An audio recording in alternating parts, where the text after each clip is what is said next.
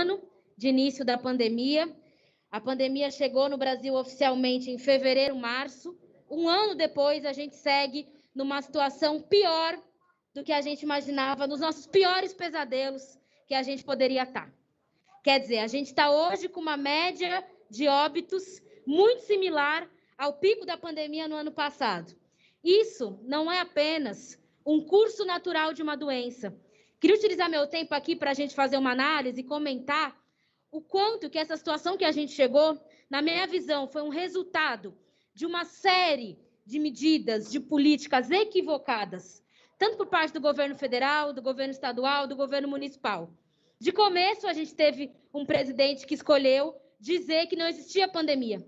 Já a partir daí, a gente perdeu uma janela fundamental que poderia ter sido feito um lockdown efetivo. Ou seja, no melhor momento, que era o começo, né, do aumento do número de casos. Esse era o momento ideal de se fazer uma política séria de distanciamento social e que tivesse tempo de duração. O que aconteceu é que o presidente escolheu dizer que era uma gripezinha, dizer que as pessoas tinham que sair para trabalhar, se expor ou iam ficar sem comer. Essa foi a primeira política equivocada. O que aconteceu é que, a partir de então, a gente foi obrigado a entrar numa série de fechamentos e de aberturas que só pioraram a situação. Então, numa queda de braço, por exemplo, entre o presidente Bolsonaro e o governador João Dória, o interesse nunca foi a população brasileira. O interesse sempre foi a eleição à presidência de 2022.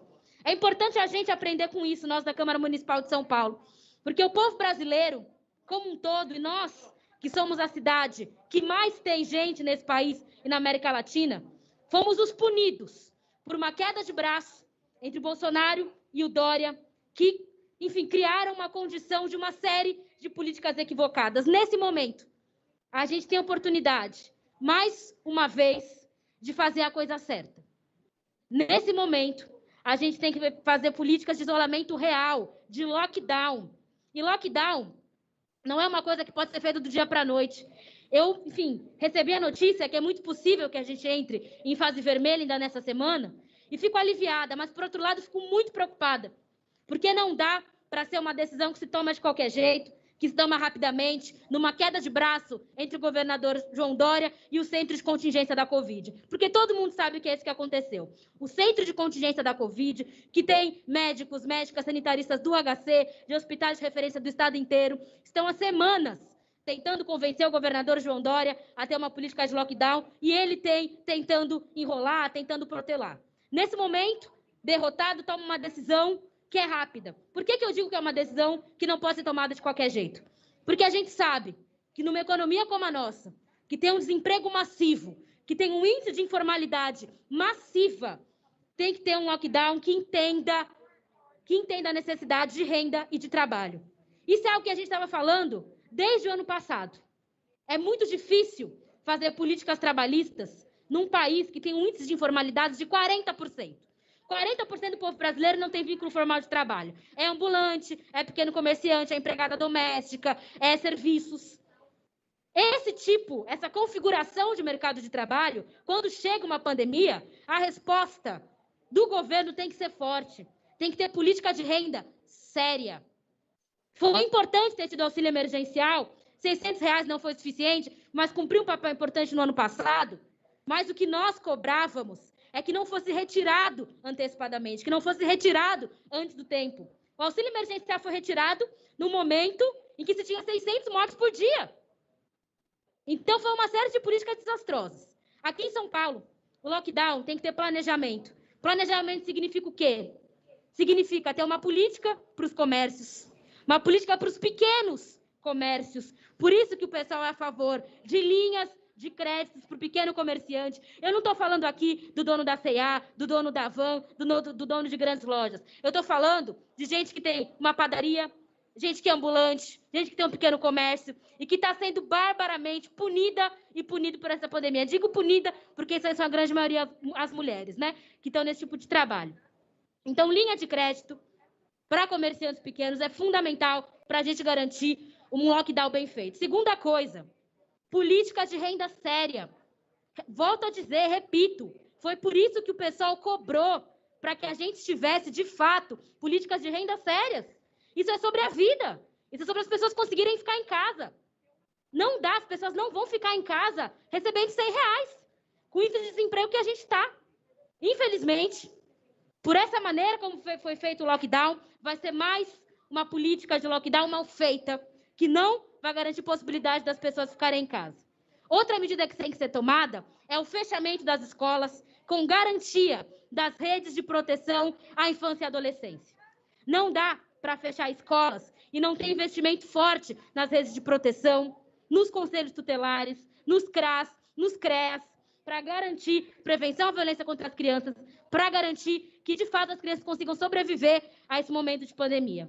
Também tem que ter uma política séria de acesso à internet. Isso foi uma proposta que a bancada do PSOL fez no ano passado, a bancada federal, de que tivesse uma política para que as pessoas tivessem acesso à rede, para que as crianças pudessem acessar de forma remota. Senão vai ser perda de aprendizado, sim. Senão vai ser perda de desenvolvimento, sim. Principalmente para as crianças periféricas. A gente também cobrou, eu acho que isso tem que voltar a ser discutido aqui na cidade de São Paulo, a centralização dos leitos.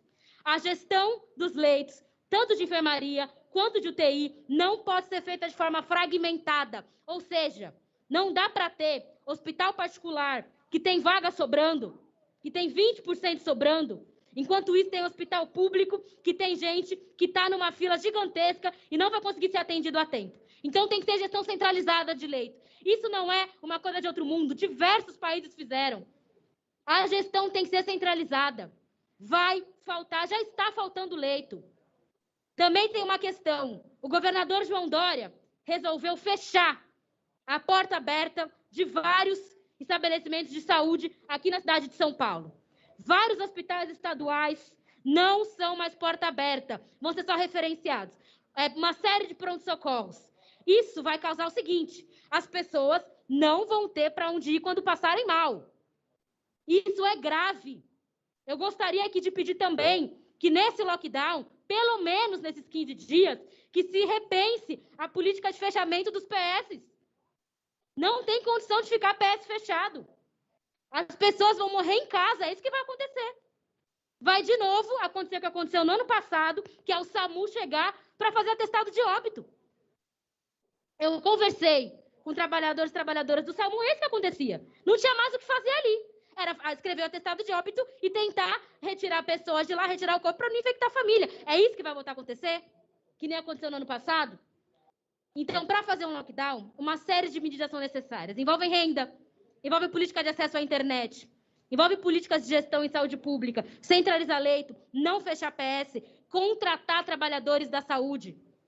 A gente apresentou a primeira PL de minha autoria, que a bancada do PSOL apoia, de contratação emergencial de trabalhadores da saúde. Os trabalhadores da saúde estão no limite, não aguentam mais. Eu estou cansada de falar com enfermeiro, com enfermeira, de plantão noturno, que trabalha 12, trabalha 24 horas, e que não está aguentando mais. E que não vai aguentar. Vai pedir afastamento, não vai conseguir ir no trabalho. Tem que ter contratação emergencial de trabalhadores da saúde. Queria voltar a pedir isso aqui nesse plenário. Não dá para continuar do jeito que está. Não só a gente tinha um déficit antes da pandemia, mas também vários se afastaram. Vários são acima de 60 anos, têm comorbidade, não têm condição de trabalhar e se afastaram. Hoje tem menos trabalhador da saúde para atender. Então tem uma série de políticas. Além das políticas de saúde, volto a dizer, políticas econômicas. Linha de crédito para pequeno comerciante. Aqui a gente vai começar a falar, muito em breve, sobre a questão do Refis ou PPI, que são as dívidas municipais. E eu já adianto que nós do PSOL temos proposta para isso. A gente sabe que vai ter anistia para algumas dívidas municipais, a gente sabe que vai ter a proposta de parcelamento dos comerciantes que estão devendo IPTU, estão devendo, enfim, uma série de impostos municipais. A gente quer que tenham condições diferenciadas para quem é pequeno comerciante. O pequeno comerciante tem que ter ou anistia, porque não tem condição de vender em tempo de pandemia, ou tem que ter condições diferenciadas do parcelamento da dívida. É isso que a gente vai propor. Até porque a maioria dos pequenos comerciantes são mulheres, mulheres periféricas, mulheres negras, que estão carregando o piano nessa pandemia. Então, não dá para fazer lockdown sem pensar. Não dá para fazer lockdown para se contrapor ao governo Bolsonaro. Não dá para o governo Bolsonaro proibir o município e o estado de comprar vacina para fazer política contra os estados, pensando apenas em 2022, condenando milhares de pessoas à morte. porque é isso que está acontecendo. O povo está sendo condenado à morte por uma briga por 2022. A gente tem que dar um exemplo aqui na Câmara de São Paulo. Lockdown com planejamento, com seriedade. Eu fico com muito medo, fico muito aflita, pensando como vai ser o lockdown agora. Porque sem políticas de manutenção de renda e emprego, as pessoas vão continuar se aglomerando, as pessoas vão perder mais trabalho, as pessoas vão perder renda. Isso significa mais adoecimento. Uma pessoa que perde renda, uma pessoa que não se alimenta bem, uma pessoa que está com a saúde mental abalada, é uma pessoa suscetível. E é isso que está acontecendo. Então, tem uma série de medidas que têm que ser tomadas. Renda, política para pequeno comércio, centralização de leitos, não ao fechamento de PS, contratação de trabalhadores da saúde. Lockdown tem que ser feito com responsabilidade. E é isso que a gente vai cobrar. Obrigada.